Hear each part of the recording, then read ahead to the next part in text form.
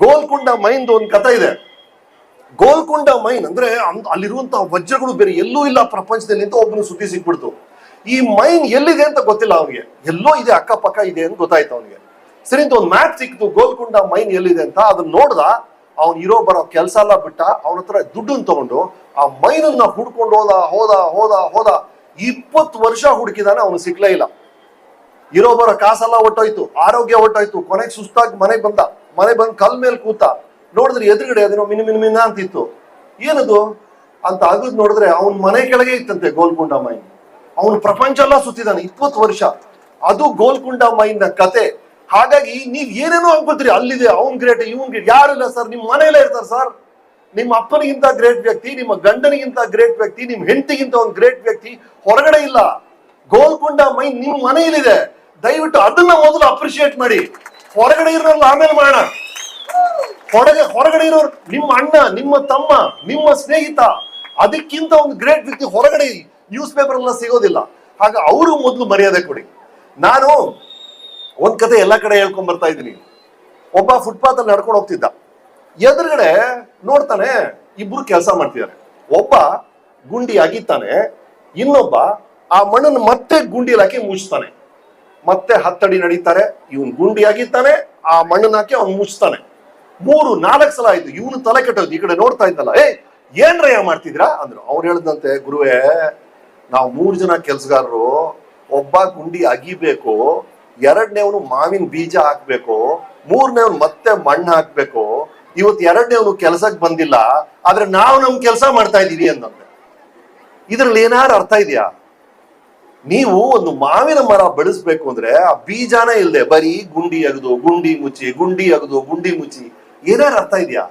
ಅದನ್ನೇ ಹೇಳ್ತೀವಿ, ಒಂದು ಕೆಲಸವನ್ನ ಯಾಕೆ ಮಾಡ್ತಾ ಇದೀವಿ ಅಂತ ಮೊದಲು ಯೋಚನೆ ಮಾಡ್ಬೇಕು. ಸುಮ್ನೆ ಕೆಲಸ ಮಾಡೋದಲ್ಲ, ಯಾರೋ ಹೇಳಿದ್ರು ಅದಕ್ಕೋಸ್ಕರ ಕೆಲಸ ಮಾಡೋದಲ್ಲ. ಈ ಕೆಲಸವನ್ನ ಯಾಕೆ ಮಾಡ್ತಾ ಇದೀವಿ, ಇದರ ಒಳ ಅರ್ಥ ಏನು ಅನ್ನೋದನ್ನ ಮೊದಲು ಅರ್ಥ ಮಾಡ್ಕೋಬೇಕು. ನಾವೆಲ್ಲ ಯಾಕೆ ಈ ಕೆಲಸಗಳು ಮಾಡ್ತೀವಿ? ನಾನು ಯಾಕೆ ಮಾಡ್ತೀನಿ, ಡೈರೆಕ್ಟ್ ಮಾಡ್ತೀನಿ, ನೀವ್ ಯಾಕೆ ಇದು ಕೆಲ್ಸಕ್ಕೆ ಹೋಗ್ತೀರಾ, ಇವ್ರು ಯಾಕೆ ರಾಜಕಾರಣ ಮಾಡ್ತಾರೆ? ಇದನ್ನೆಲ್ಲ ನೀವು ನೋಡಿದ್ರೆ ಓಕೆ, ಇದರಿಂದ ಇದು, ಅದಾದ್ಮೇಲೆ ಅದು ಸಿಗುತ್ತೆ, ಅದಾದ್ಮೇಲೆ ಅದು ಸಿಗುತ್ತೆ. ಕೊನೆಗೆ ಯಾಕೆ ಒದ್ದಾಡ್ತಿದೀವಿ ನಾವೆಲ್ಲ ಅಂದ್ರೆ ಖುಷಿ ಬೇಕು ನಾವೆಲ್ರೂ ಹ್ಯಾಪಿ ಆಗಿರ್ಬೇಕು. ಸೊ ಕೊನೆಗೆ ಮಾವಿನ ಬೀಜ ನಾ ಹೇಳಿದ್ನಲ್ಲ, ಅದು ನಾವೆಲ್ಲರೂ ಖುಷಿಯಾಗಿರ್ಬೇಕು ಅಂತ ಹಂಬಲಿಸ್ತಾ ಇದೀವಿ, ಆಸೆ ಪಡ್ತಾ ಇದೀವಿ ಅಷ್ಟೇ. ಆ ಖುಷಿ ಎಲ್ಲಿ ಸಿಗುತ್ತೋ ಅದನ್ನ ಹಿಡ್ಕೊಂಡ್ಬಿಡ್ಬೇಕು. ಆ ಖುಷಿನೇ ಇಲ್ಲದೆ ಬೇರೆ ಎಲ್ಲ ಮಾಡಿದ್ರು ವೇಸ್ಟ್ ರೀ. ನಿಮ್ಗೆ ಎಷ್ಟೇ ಕಿರೀಟಗಳು ಸಿಕ್ಕಿದ್ರು, ಎಷ್ಟೇ ದುಡ್ಡು ಸಿಕ್ಕಿದ್ರು, ಖುಷಿನೇ ಇಲ್ಲ ಅಂದ್ರೆ ಆ ಗುಂಡಿ ಅಗದು ಗುಂಡಿ ಮುಚ್ಚದ್ನಲ್ಲ, ಆ ಕತೆ ಆಗೋಗುತ್ತೆ. ಸೊ ಆ ಖುಷಿ ಎಲ್ಲಿ ಸಿಗುತ್ತೆ? ಹ್ಯಾಪಿನೆಸ್ ನ ಗುಡ್ ಏನು ಅಂತ ಸೈಂಟಿಸ್ಟ್ ಎಲ್ಲ ರಿಸರ್ಚ್ ಮಾಡಿದ್ದಾರೆ, ಪ್ರಪಂಚ ಅಂತ. ಇದು ಸೈಂಟಿಫಿಕ್ ಪ್ರಿನ್ಸಿಪಲ್, ನಾನು ಹೇಳ್ತಿರೋದಲ್ಲ. ಅವ್ರು ಹೇಳ್ತಿರೋದು 5 ವಿಷಯಗಳು. ಈ 5 ವಿಷಯಗಳಿಂದ ನಿಮಗೆ ಖಂಡಿತವಾಗ್ಲೂ ಖುಷಿ ಸಿಗುತ್ತೆ. ಮೊದಲನೇದು ಯಾವುದು? ಅರ್ಥಪೂರ್ಣವಾದ ಕೆಲಸ. ಬರೀ ಕೆಲಸ ಅಲ್ಲ, ಸುಮ್ಮನೆ ಬೆಳಗ್ಗೆ ಕೆಲ್ಸಕ್ಕೆ ಹೋದೆ, ಸಂಜೆ ಬಂದೆ, ಸಂಬಳ ತಗೊಂಡೆ, ಅದಲ್ಲ. ಅರ್ಥಪೂರ್ಣವಾದ ಕೆಲಸ. ನಿಮ್ ಹೆಂಡತಿ ಅಡಿಗೆ ಮಾಡ್ತಾಳಂದ್ರೆ ಅವ್ರಿಗೆ ಯಾವಾಗ ಖುಷಿ ಆಗುತ್ತೆ ಅಂದ್ರೆ ನೀವು ಮೆಚ್ಚಬೇಕು, ಏನ್ ಉಪ್ಪಿಟ್ಟು ಕಣೆ, ಸೂಪರ್ ಕಣೆ ಅಂತ. ಆಗ ಆ ಕೆಲಸ ಅರ್ಥಪೂರ್ಣ ಅಂತ ಅವ್ರಿಗೆ ಅನ್ಸುತ್ತೆ. ಇಲ್ಲಾಂದ್ರೆ ಬರೀ ಅದು ಕೆಲಸ ಆಗ್ಬಿಡುತ್ತೆ. ಅದೇ ತರನೇ ನಿಮ್ ಗಂಡ ಸುಸ್ತಾಗಿ ಮನೆಗೆ ಬಂದಾಗ ನೀವು ಒಂದು ಒಳ್ಳೆ ಮೆಚ್ಚಿನ ಮಾತು ಹೇಳಿದ್ರೆ ಅವ್ರ ಕೆಲಸ ಅರ್ಥ ಇದೆ ಅಂತ ಅನ್ಸುತ್ತೆ. ಅದೇ ತರ ಕೆಲಸದ ಜಾಗದಲ್ಲಿ ಆ ಕೆಲಸ ಅರ್ಥಪೂರ್ಣವಾಗ್ಬೇಕು. ಅದನ್ನ ಹೇಗೆ ಅರ್ಥಪೂರ್ಣವಾಗಿ ಮಾಡಿಸ್ತೀರಾ ಅನ್ನೋದು ಮೊದಲನೇ ಪ್ರಶ್ನೆ. 2ನೇದು ಖುಷಿಯ ಸೀಕ್ರೆಟ್, ಒಳ್ಳೆ ನಿದ್ದೆ ಸರ್. ದಯವಿಟ್ಟು ಇವತ್ತಿನ ಯಂಗ್ಸ್ಟರ್ಸ್ ಮಿಸ್ ಮಾಡ್ತಿರೋದು ಅದನ್ನೇ. ರಾತ್ರಿ ಎಲ್ಲ ಮೊಬೈಲ್ ಅಲ್ಲಿ ಅದೇನೋ ಇನ್ಸ್ಟಾಗ್ರಾಮು, ಫೇಸ್ಬುಕ್ ಅಂತ ನಿದ್ದೆನ ಕೆಡಿಸ್ಕೊಳ್ತಾ ಇದ್ರಿ. ದಯವಿಟ್ಟು ಚೆನ್ನಾಗಿ ನಿದ್ದೆ ಮಾಡಿ. ಖುಷಿಯ ಸೀಕ್ರೆಟ್ ಇರೋದು ಅಲ್ಲಿ. 3ನೇದು ಹೇಳೋದು ಸೈಂಟಿಸ್ಟ್, ವ್ಯಾಯಾಮ, ಎಕ್ಸರ್ಸೈಸ್. ಯಾವ್ದಾವ್ದು ರೀತಿಯ ವ್ಯಾಯಾಮ, ವಾಕಿಂಗ್ ಮಾಡ್ತಿರೋ, ಯೋಗ ಮಾಡ್ತಿರೋ, ಜಿಮ್ ಹೋಗ್ತಿರೋ, ಏನೋ ಒಂದು ಮಾಡಿ, ಯಾವ್ದಾವ್ದು ರೀತಿಯ ವ್ಯಾಯಾಮವನ್ನ ನಿಮ್ಮ ದಿನಚರಿಯಲ್ಲಿ ನೀವು ಮಾಡ್ಕೋಬೇಕು. 4ನೇದು ಸಂಬಂಧಗಳು. ಇದೇ ಬಹಳ ಬಹಳ ಮುಖ್ಯ. ಪ್ರಪಂಚದಲ್ಲಿರುವಂತ ಎಲ್ಲಾ ಸಮಸ್ಯೆಗಳಿಗೂ ಮೂಲ ಕಾರಣ ಸಂಬಂಧಗಳ ಸಮಸ್ಯೆ. ನೀವು ನಿಮ್ಮ ಆಫೀಸಲ್ಲಿ ಖುಷಿಯಾಗಿಲ್ಲ ಅಂದ್ರೆ ಬೇರೆ ನಿಮ್ ಕೆಲಸ ಅಲ್ಲ, ನಿಮ್ಮ ಮತ್ತು ಬಾಸ್ನ ಮಧ್ಯೆ ಸಂಬಂಧದಲ್ಲಿ ಏನೋ ಪ್ರಾಬ್ಲಮ್ ಇದೆ. ಅದಕ್ಕೆ ಅವ್ರು ನಿಮ್ಗೆ ಪ್ರಮೋಷನ್ ಕೊಡ್ತಾ ಇಲ್ಲ, ಅದಕ್ಕೆ ಅವ್ರು ನಿಮ್ಗೆ ಸ್ಯಾಲರಿನ ಹೆಚ್ಚು ಮಾಡ್ತಾ ಇಲ್ಲ. ಅದು ಸಂಬಂಧದ ಪ್ರಾಬ್ಲಮ್. ಮನೆಯಲ್ಲಿ ನಿಮ್ಗೆ ಸಮಸ್ಯೆ ಇದೆ ಅಂದ್ರೆ ಎಲ್ಲೋ ಒಂದ್ ಕಡೆ ಗಂಡ ಹೆಂಡತಿ ಮಧ್ಯನೋ, ಅಪ್ಪ ಮಗನ ಮಧ್ಯನೋ ಸಂಬಂಧದಲ್ಲಿ ಪ್ರಾಬ್ಲಮ್ ಇದೆ. ಆ ಸಂಬಂಧದ ಪ್ರಾಬ್ಲಮ್ ಅನ್ನ ನೀವು ಸರಿ ಮಾಡ್ಬಿಟ್ರೆ ನಿಮ್ ಜೀವನನೇ ಸರಿಯಾಗ್ಬಿಡುತ್ತೆ, ನಿಮ್ಮ ಬೇರೆ ಸಮಸ್ಯೆಗಳು ಸರಿಯಾಗ್ಬಿಡುತ್ತೆ ಅಂತ ಹೇಳ್ತಾರೆ. ಈ ತರ ವಿಷಯಗಳು ಖುಷಿಗೆ ಕಾರಣ ಅಂತ ಕಂಡುಹಿಡಿದಿದ್ದಾರೆ. ಇದರ ಜೊತೆ ನನಗೆ ಅನ್ಸುದು, ಇವತ್ತು ಈ ಖಾಲಿ ಬುಕ್ ಕೊಟ್ಟಿದ್ದಾರೆ, ಎಲ್ಲಾ ಮಕ್ಕಳು ಖಾಲಿ ಬುಕ್ ಕೊಟ್ಟಿದ್ದಾರೆ. ಎಂತ ಅದ್ಭುತ ರೀ ಇದು. ಖಾಲಿ ಬುಕ್, ಒಂದು ಅಕ್ಷರ ಇಲ್ಲ, ಒಂದು ಪದ ಇದೆ ಅಲ್ಲಲ್ಲಿ. ಅದ್ರಲ್ಲಿ ನಾಳೆ ಯಾವನೊಬ್ಬ ಕವನ ಬರೀತಾನೆ, ಯಾವನೊಬ್ಬ ನಾವೆಲ್ ಬರಿಬಹುದು, ಒಂದು ಪಾಠ ಬರಿಬಹುದು. ಕೊನೆಗೆ ಬುಕ್ ಏನಾಗುತ್ತೆ ಅನ್ನೋದು ಆ ವಿದ್ಯಾರ್ಥಿಯ ಕೈಯಲ್ಲಿದೆ. ಮಹಾಭಾರತ ಇಷ್ಟು ದೊಡ್ಡ ಬುಕ್ಕು, ವ್ಯಾಸ ಬರೆದಾಗ ಖಾಲಿ ಬುಕ್ಸ್ ಅದು. ಮೊದಲನೇ ಅಕ್ಷರವನ್ನ ಬರೆಯಕ್ ಶುರು ಮಾಡೋದು ವ್ಯಾಸರು, ಬರೀತಾ ಹೋದ್ರು ಕೊನೆಗೆ ಮಹಾಭಾರತ ಆಯ್ತದು. ಆ ತರ ನಿಮ್ಮ ಜೀವನವನ್ನ ನೀವು ಮಹಾ ಗ್ರಂಥವಾಗಿ ಮಾಡ್ಬೇಕು.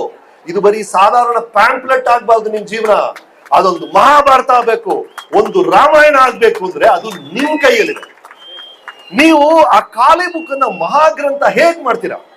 ಮಹಾಗ್ರಂಥಗಳು ಹೇಗಾಗುತ್ತೆ, ಅಥವಾ ಒಂದು ಬುಕ್ ಹೇಗಾಗುತ್ತೆ? ಎಲ್ಲ ಪೇಜು ಚೆನ್ನಾಗಿರುತ್ತೆ. ಒಂದು ಪೇಜ್ ಚೆನ್ನಾಗಿರ್ಬೋದು, ಏನ್ ಮಾಡ್ಬೇಕು? ಅದರಲ್ಲಿರುವ ಪ್ರತಿಯೊಂದು ಪ್ಯಾರಾಗ್ರಾಫ್ ಚೆನ್ನಾಗಿರ್ಬೇಕು. ಆ ಪ್ರತಿಯೊಂದು ಪ್ಯಾರಾಗ್ರಾಫ್ ಚೆನ್ನಾಗಿರ್ಬೇಕು. ಇರ್ಬೇಕು, ಒಂದೊಂದು ವಾಕ್ಯನೂ ಚೆನ್ನಾಗಿರ್ಬೇಕು. ಒಂದೊಂದು ವಾಕ್ಯ ಚೆನ್ನಾಗಿರ್ಬೇಕು ಅಂದ್ರೆ ಒಂದೊಂದು ಪದಾನು ಚೆನ್ನಾಗಿರ್ಬೇಕು. ಅಷ್ಟೇ, ಒಂದೊಂದು ಪದ ಜೋಡಿಸ್ಕೊಂಡು ಹೋದ್ರೆ ಮಹಾಗ್ರಂಥ ಆಗುತ್ತಲ್ಲ. ಅದೇ ತರ ನಿಮ್ಮ ಮೂಲಭೂತ ವಿಷಯ, ಒಂದು ಮಹಾಗ್ರಂಥಕ್ಕೆ ಪದ ಹೇಗ್ ಮುಖ್ಯನೋ, ನಿಮ್ಮ ಜೀವನಕ್ಕೆ ಬೇಸ್ ಒಂದೇ ಒಂದು ವಿಷಯ, ಅದನ್ನ ನೀವು ಸರಿ ಮಾಡಿ ಇಡೀ ಜೀವನ ಸರಿಯಾಗ್ಬಿಡುತ್ತೆ. ಆ ಬೇಸ್ ಯಾವ್ದು ಗೊತ್ತಾ?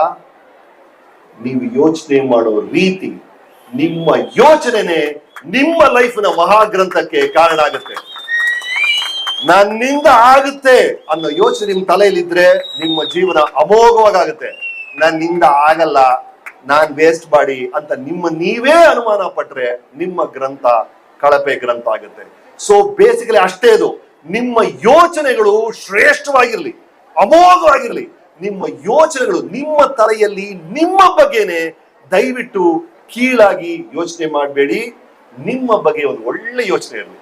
ಎಲ್ಲಾ ಹಿತವಾದ ವಿಷಯಗಳು, ಎಲ್ಲಾ ಸುಂದರವಾದ ವಿಷಯಗಳು, ಜೀವನದ ಎಲ್ಲಾ ವಿಷಯಗಳು ನನಗೆ ಅರ್ಹತೆ ಇದೆ ಅನ್ನೋದು ನೀವು ನಂಬೇಕು ಸರ್. ನೀವು ನಂಬದೇ ಇದ್ರೆ ಜಗತ್ತು ನಂಬಲ್ಲ. ಹಾಗಾಗಿ ದಯವಿಟ್ಟು ನಿಮ್ಮನ್ನ ನೀವು ನಂಬಿ, ನಂಬಿ ಶ್ರಮ ಪಡಿ, ನಿಮ್ಮ ಸ್ಕಿಲ್ಸ್ ಅನ್ನ ಡೆವಲಪ್ ಮಾಡ್ಕೊಳ್ಳಿ. ಮೂರು ವಿಷಯಗಳು ಬೇಕಾಗಿರೋದು. ಒಂದು, ನಿಮ್ಮ ಕೆಲಸದಲ್ಲಿ ನೀವು ಎಕ್ಸ್ಪರ್ಟ್ ಆಗಿರ್ಬೇಕು ಸರ್. ನೀವು ಯಾವ ಕೆಲಸ ಆದ್ರೂ ಪರವಾಗಿಲ್ಲ. ಅಡಿಗೆ ಮಾಡ್ತೀರಾ, ನಿಮ್ ಫ್ಯಾಮಿಲಿಯಲ್ಲಿ ಯಾರು ಅಡಿಗೆ ಮಾಡಲ್ಲ. ನಿಮ್ ನಾದ್ಲಿ, ನಿಮ್ಮ ಅಕ್ಕ, ನಿಮ್ಮ ಅತ್ತೆ ಯಾರು ನಿಂತರ ಅಡಿಗೆ ಮಾಡಲ್ಲ ಅಂತ ಹೆಸರು ತಗೋಬೇಕು ನೀವು. ಆ ತರ ನಿಮ್ಮ ಕೆಲಸದಲ್ಲಿ ನಂಬರ್ 1 ಆಗಿ.